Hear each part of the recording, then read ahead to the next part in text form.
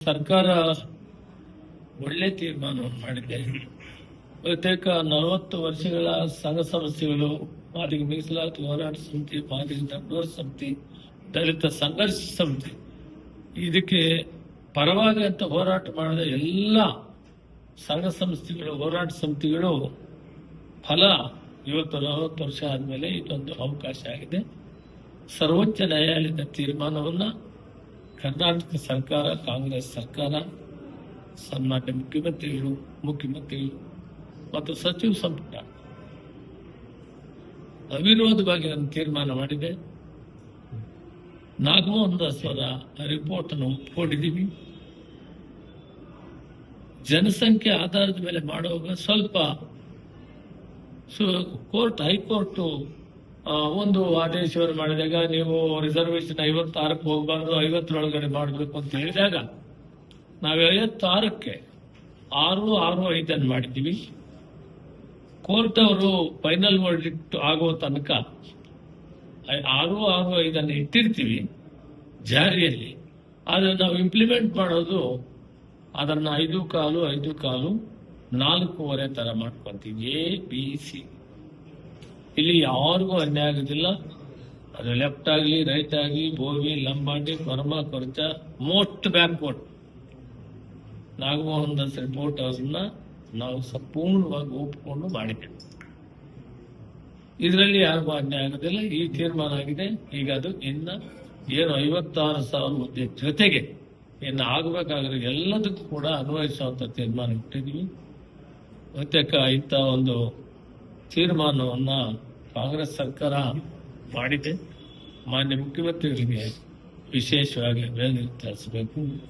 ಪ್ರದೇಶ ಕಾಂಗ್ರೆಸ್ ಸಮಿತಿ ಅಧ್ಯಕ್ಷರಿಗೆ ಅಭಿನಂದನೆ ತಿಳಿಸಬೇಕು. ಸಚಿವ ಸಂಪುಟ ಒಂದು ದಿಟ್ಟ ತೀರ್ಮಾನವನ್ನ ತೆಗೆದುಕೊಳ್ಳೋದಕ್ಕೆ ಮುಖ್ಯಮಂತ್ರಿಯವರು ಈ ವಿಷಯದಲ್ಲಿ ಅವರಾಗಲೂ ಕೂಡ ಶೋಷಿತ ವರ್ಗಗಳ ಪರವಾಗಿ ಸಮಾಜದಲ್ಲಿ ಸಮಾನತೆಯನ್ನು ತರಬೇಕು ಅಂತೇಳಿ ಅವರ ಅಹಿಂದ ಹೋರಾಟ ಇವತ್ತು ನಿಜವಾಗ್ಲೂ ಕೂಡ ಯಾರು ನಿಜವಾಗಿ ಶೋಷಿತ ವರ್ಗಗಳಿದ್ರು, ಯಾರು ವಂಚಿತರಾಗಿದ್ರು, 101 ಜಾತಿಯಲ್ಲಿ ವಂಚಿತರಾಗಿ ಅತಿ ಹಿಂದುಳಿದವರಿಗೆ ನ್ಯಾಯ ಕೊಡುವುದರಲ್ಲಿ ಅವರು ಇವತ್ತು ಚರಿತ್ರೆಯ ಪುಟಗಳಿಗೆ ಸೇರಿದ್ದಾರೆ. ಇತಿಹಾಸ ಅತ್ಯುತ್ತಮವಾದಂಥ ಕೆಲಸವನ್ನು ಮಾಡಿದ್ದಾರೆ.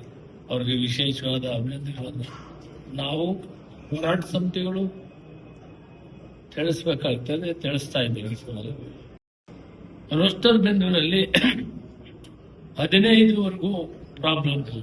14 ಬಂದ್ರೆ, 8 ಬಂದ್ರೆ, 9 ಬಂದ್ರೆ, ಅಲ್ಲಿ 3, 15 ಬಂದ್ರೆ 12 ಜನರಲ್ಗೆ ಹೋಗ್ತದೆ, 3 SC ABC ಬರ್ತದೆ.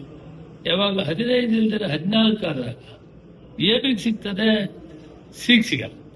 ಅದಕ್ಕೆ ಏನ್ ಮಾಡಿದ್ವಿ, ಇದನ್ನ ಈ 101 ಜಾತಿಗಳೇನಿವೆ ಶೆಡ್ಯೂಲ್ ಕ್ಯಾಸ್ಟ್ನಲ್ಲಿ ಇವರೆಲ್ಲರೂ ಕಾಂಪೀಟ್ ಮಾಡಲಿ, ಯಾರಾದ್ರೂ ಆಯ್ಕೆ ಆಗಲಿ, ಅದರಲ್ಲಿ ಏನು ಪ್ರಾಬ್ಲಮ್ ಇರಲ್ಲ ಅಂತ ನಿರ್ಣಯವನ್ನು ಮಾಡಿದ್ದೇವೆ. ನಾವೇ ಆ ತೀರ್ಮಾನವನ್ನು ಮಾಡಿದ್ದೇವೆ.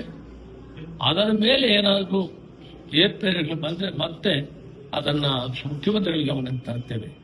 ಒಟ್ಟಾರೆ ಬೈ ಅಂಡ್ ಲಾರ್ಜ್ ಒಂದು ಇತಿಹಾಸ ಇವತ್ತು 1%, 1.5% ಕೂಡ ತಗೊಳ್ಳಕ್ ಆಗ್ತಿರೋಂಥ ಜನಕ್ಕೆ 5.25% ಇದು ಇತಿಹಾಸ. 40 ವರ್ಷ ಹೋರಾಟಕ್ಕೆ ಇದರಲ್ಲಿ ಎಲ್ರಿಗೂ ಸಮವಾಗಿ ಹಂಚಿಕೆ ಆಗ್ತದೆ. 101 ಜಾತಿಯಲ್ಲಿ ಯಾರಿಗೂ ಅನ್ಯಾಯ ಆಗಲಿಲ್ಲ. ದ ಮೋಸ್ಟ್ ಬ್ಯಾಕ್ವರ್ಡ್ ಕೂಡ ಅವ್ರಿಗೆ ನಾವು 4.25 ಇಟ್ಟಿದ್ರು 1% ಅವ್ರಿಗೆ ಫಸ್ಟ್ ಪ್ರಯಾರಿಟಿ ಕೊಡ್ಬೇಕು ಅಂತ ಮಾಡಿದ್ದೀವಿ.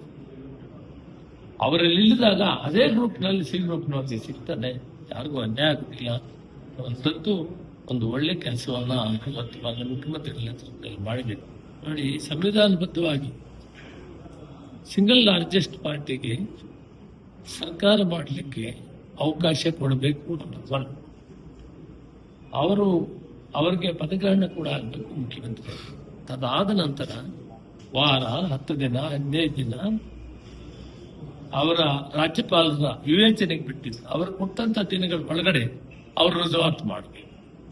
ರುಜುವಾತು ಮಾಡಿದ್ರೆ ಸರ್ಕಾರ ರುಜುವಾತು ಮಾಡೋದಕ್ಕೆ ಅವಕಾಶ ಇತ್ತು. ಸಂವಿಧಾನಬದ್ಧವಾಗಿ ಯಾವುದೊಂದು ಸಿಂಗಲ್ ಲಾರ್ಜೆಸ್ಟ್ ಪಾರ್ಟಿ ಇರ್ತವೆ ಅವರಿಗೆ ಪ್ರಮಾಣ ವಚನ ಮಾಡಿ ನೀವು ಗ್ರೂಪ್ ಅಪ್ರೂವ್ ಮಾಡಿ ಅಂದರೆ ಬಹಳ ದೊಡ್ಡ ಸಂವಿಧಾನಕ್ಕೆ ಗೌರವ ಕೊಟ್ಟಂಗೆ ಆಗ್ತಾ ಇದೆ. ಇವತ್ತು ಅದಾಗ್ತಾ ಇಲ್ಲ, ಅದು ಅವರು 2 ಸಾರಿ ಭೇಟಿಯಾದರೂ ಕೂಡ ಅವ್ರಿಗೆ ಅವಕಾಶ ಕೊಟ್ಟಿಲ್ಲ. ಇದು ಸಂವಿಧಾನಕ್ಕೆ ಅಪಮಾನ ಮಾಡದಂಗೆ ಆಗ್ತದೆ. There is a clear cut. ಇವತ್ತಿನ ಇದೊಂದೇ ದೇಶದಲ್ಲಿ ಎಲ್ಲ ಕಡೆ ನಡೀತಾ ಇದೆ. ಯಾವುದೇ ಒಂದು ಪೊಲಿಟಿಕಲ್ ಪಾರ್ಟಿ ಇರುವುದರಲ್ಲಿ ಮೆಜಾರಿಟಿ ಇದ್ದರೆ ಅವರನ್ನ ಕರಿಬೇಕು, ಅವ್ರಿಗೆ ಅವಕಾಶ ಮಾಡಿಕೊಡ್ಬೇಕು.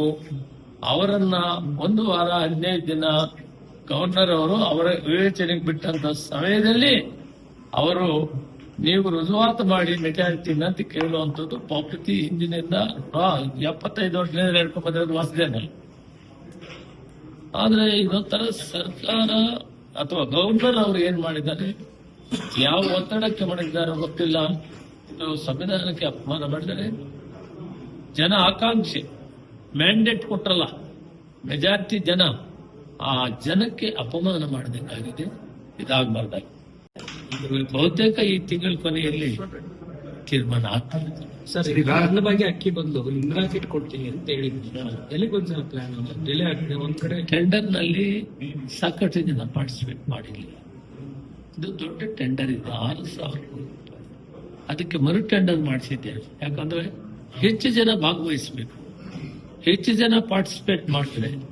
ಆಮೇಲೆ ಅವರು ಯಾರು ಎಲ್ವನ್ ಬರ್ತಾರೆ ಅವ್ರು ಕೂಡ ಅವಕಾಶ ಆಗುತ್ತೆ. ಲಿಮಿಟೆಡ್ ಜನ ಸೆಲೆಕ್ಟ್ ಆಗಿದ್ರು, ಅದಕ್ಕೆ ಮತ್ತೆ ನಾವು ಹೆಚ್ಚು ಜನ ಪಾರ್ಟಿಸಿಪೇಟ್ ಮಾಡಲಿ ಅಂತ ಹೇಳ್ಬಿಟ್ಟು ಅವಕಾಶ ಮಾಡಿಕೊಟ್ಟಿದ್ವಿ. ಬಹುತೇಕ ಈ ವಾರದಲ್ಲಿ ಎಲ್ಲರೂ ಹೆಚ್ಚು ಜನ ಪಾರ್ಟಿಸಿಪೇಟ್ ಮಾಡ್ತಾರೆ. ಅದರಲ್ಲಿ ಯಾರು ಎಲಿಜಿಬಿಲಿಟಿ ಬರ್ತಾರೆ, ಯಾರು ಎಲ್ವನ್ ಬರ್ತಾರೆ ಅವರಿಗೆ ಕೊಡುವಂಥದ್ದು ಅಂತ ಆದಷ್ಟು ಬೇಗ ಆಗ್ತದೆ. ಹತ್ರ ಬಂದಿದೆ ಅದು ಕಾರ್ಯಕ್ರಮ. ನೆಕ್ಸ್ಟ್ ಮಂತ್ ಇದಾದ್ರೂ ಕೂಡ ಕೊಡುವಂತ ಏರ್ಪಾಡು ಮಾಡ್ಕೊಂಡು, ಬೇಳೆ, ಎಣ್ಣೆ, ಸಕ್ಕರೆ, ಉಪ್ಪು ಬರ್ತದೆ. ಆಗ 5 ಕೆಜಿ ಅಕ್ಕಿ ಆಗ್ತದೆ. ಉಳಿದಿದ್ದ 5 ಕೆಜಿ ಬೆಲೆ ಎಷ್ಟಾಗ್ತದೆ ಅಷ್ಟಕ್ಕೆ ಈ ಪದಾರ್ಥಗಳು ಕೊಡೋದ್ರಿಂದ ಪ್ರೋಟೀನ್ ಫುಡ್ ಕೊಟ್ಟರೆ ಮಕ್ಕಳಿಗೂ ಮನೆಯಲ್ಲಿ ಎಲ್ರಿಗೂ ಅನುಕೂಲ ಆಗ್ತದೆ. ಆ ದೃಷ್ಟಿಯಲ್ಲಿ ನೆಕ್ಸ್ಟ್ ಮಂತ್ ಇಂದ ನಾವು ಕೊಡಬೇಕು ಅಂತ ತೀರ್ಮಾನ ಬಂದಿದ್ದೀವಿ. ಕಮರ್ಷಿಯಲ್ ಇನ್ನೂ ಸ್ವಲ್ಪ ಸರಿ ಹೋಗ್ಬೇಕಾಗಿದೆ.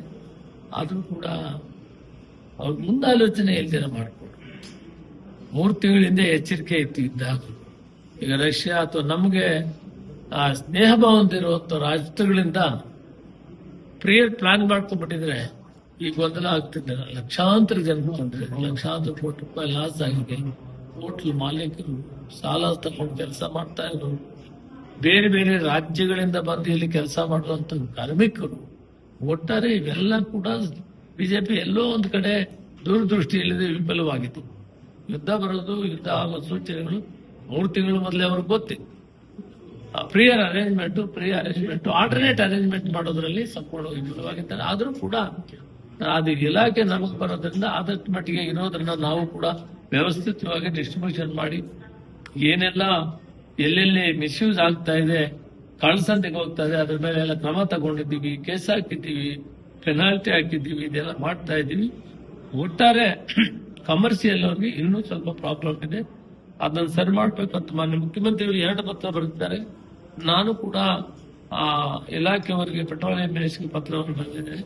ಆದಷ್ಟು ಬೇಗ ಇದನ್ನು ಫೈಸಲು ಮಾಡಿ ಅಂತೇಳಿ